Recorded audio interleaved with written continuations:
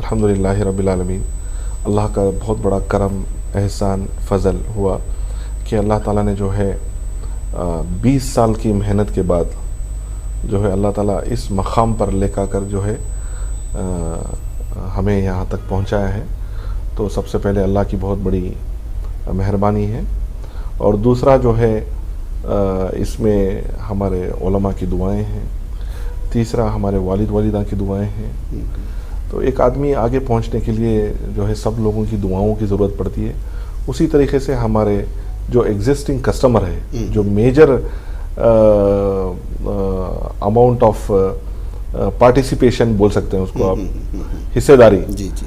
तो जब से हमने शुरुआत की तो कस्टमरों सारे लोग जो है हमें भरोसा कर कर जो है यहाँ तक मोस्ट ऑफ दी यहाँ तक जी यहाँ तक जो है पहुँचने के लिए हमारे एग्जिस्टिंग कस्टमर्स 5000 की तादाद, तकरीबन 5000 की तादाद में हैं।